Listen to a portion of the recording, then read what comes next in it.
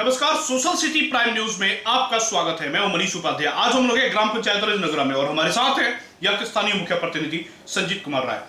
आपका बहुत बहुत स्वागत है हमारे चैनल पे। आपसे हम जानना चाहेंगे आपका कार्यकाल पिछले कितने वर्षों से है? जी, सबसे पहले आपको बहुत बहुत धन्यवाद। धन्यवाद। इसके पहले मेरे पिताजी स्वर्गीय विक्रम राय यहाँ के मुखिया जी थे। उसके बाद मेरी मम्मी प्रमुख बनी। लगभग जब तक हम लोग चुनाव लड़े, हमेशा इस क्षेत्र की जनता ने हमें हमेशा जिताया चुनाव।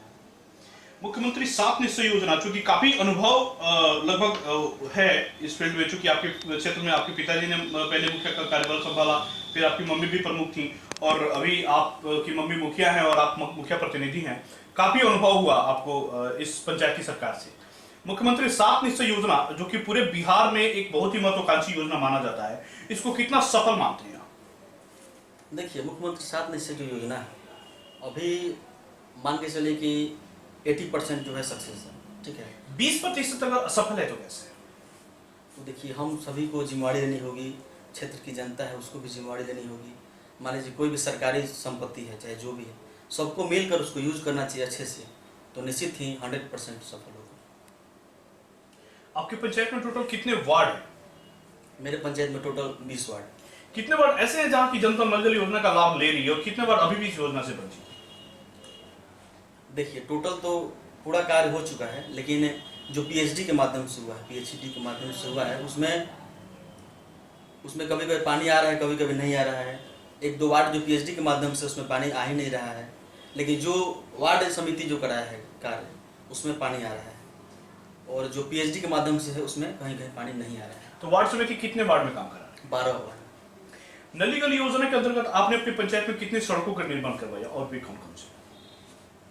बहुत ऐसे सड़क है, मतलब कि आज तक मुझे नहीं लगता है कि पूरे क्षेत्र में आप सभी घूम लीजिएगा तो 1-2 रोड छोड़ के कोई रोड बाकी हो। मतलब नली गली के माध्यम से बहुत ही अच्छा शानदार काम करवाया गया आपके पंचायत। 7 निश्चय नली गली योजना ही नहीं है, मतलब कि प्रत्येक योजना, जैसे मान लीजिए मनरेगा ले लिए, चदरवी ले लिए, पंचम ले लिए, प्रत्येक योजना जो है उसको हम धरातल पर उतारने का कार्य किया। शिक्षा और चिकित्सा, जो कि समाज का एक बहुत ही महत्वपूर्ण अंग है, इसकी क्या स्थिति है आपके पंचायत? चिकित्सा का स्थिति जो है, मतलब प्रखंड स्तर पर देखा जाए तो कुछ हद तक ठीक है, लेकिन पंचायत स्तर पर ठीक नहीं है, काफ़ी बदतर स्थिति है। अभी हमारे पंचायत में, मेरे घर के जस्ट बगल में जो है, जो स्वास्थ्य केंद्र है, ऐसे ही कोई उसमें अथी नहीं रहता है, कभी कभी खुलता है, बस ऐसे कंटिन्यू उसमें काम नहीं होता। ये जो स्थितियां जो बन रही हैं शिक्षा की, चिकित्सा की, जो पूरे बिहार में लगभग 1 साल से जो बदहाल है, क्या कहेंगे आप राज्य सरकार से?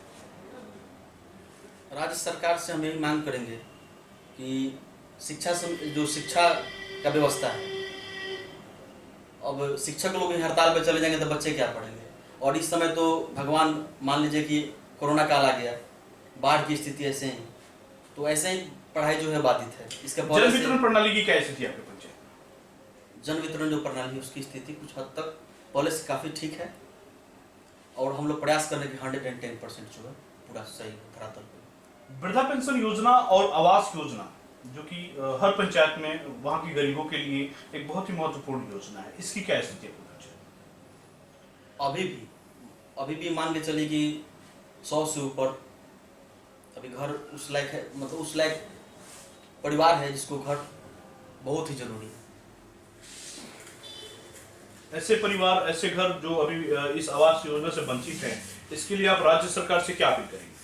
राज्य सरकार से हम यही मांग करेंगे कि हम लोग को स्थानीय जो हम लोग प्रतिनिधि हैं, हम लोग को उस प्रकार के चिन्हित करने के लिए हम लोग को मौका दिया जाए कि आप उस तरह के लोगों को जो गरीब हैं, जमीनी लेवल पे, चूंकि पंचायत सरकार ही, पंचायत की जनप्रतिनिधि ही जमीन लेवल पे, वार्ड लेवल पे अपने पंचायत की जनता से विजिट कर सकते हैं, घूम सकते हैं और उनकी समस्याओं को देख और सुलझा सकते हैं। क्योंकि ये मान लीजिए कि जो राज्य सरकार ने दे रखा है कि हाँ आप ब्लॉक में जाइए, और इस तरह से जो चीजें अफसरशाही जो बढ़ रहा है राज्य सरकार में, इस पे क्या कहेंगे? जो चूंकि सरकार जब से बनी है, वो माननीय मुख्यमंत्री की जो सरकार हो या पहले लालू जी और नीतीश जी की सरकार थी, अब एनडीए गठबंधन बन गई है, तो जो जब ये सरकार में जो अफसरशाही बढ़ रही है, इस पे क्या कहेंगे? देखिए, अफसरशाही जो है बहुत बढ़ रही है। इससे मतलब कि हम लोग को जो स्थानीय जो हम लोग प्रतिनिधि हैं, हम लोग उस प्रकार का मान सम्मान रहना चाहिए कि क्षेत्र में हम लोग जनता के बारे में अच्छी तरह से जानते हैं, किसके घर में क्या है, किसके घर में चूल्हा जल रहा है, किसके घर में नहीं जल रहा है। लेकिन आजकल जो सिस्टम चल रहा है मतलब कि वो कतई ठीक नहीं है, बर्दाश्त करने योग्य नहीं है। पंचायत की मुख्य समस्याएं कौन कौन सी है जिससे यहाँ की जनता अभी भी जूझ रही है? अभी तो सबसे पहले इस कोरोना काल में और बाढ़ के स्थिति से ग्रसित इस क्षेत्र के आसपास के क्षेत्र की समस्या जो है, मूलभूत समस्या है कि मान लीजिए फसल है, काफ़ी मात्रा में उसका क्षति हो चुका है, उसका कोई माई बाप नहीं है।